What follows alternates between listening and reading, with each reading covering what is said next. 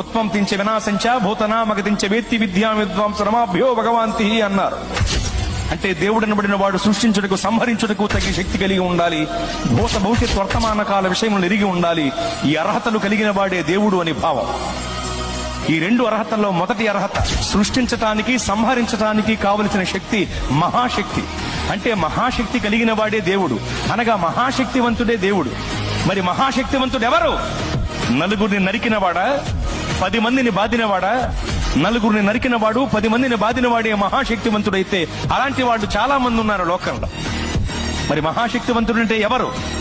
ప్రపంచమంతా దేన్నైతే జయించలేకపోతుందో దానిని జయించిన వాడే మహాశక్తివంతుడు. ప్రపంచమంతా నాటికి నేటికి ఏనాటికి మరణమును జయించలేకపోతోంది.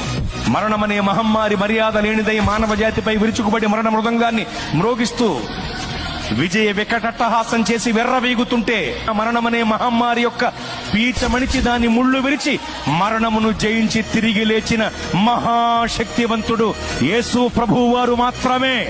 ఓ మరణమా నీ ముళ్ళు ఎక్కడ, నీ విజయం ఎక్కడ? నీ ప్రభువు అడిగితే మృత్యువుకు ముచ్చెమటలు పట్టాయి.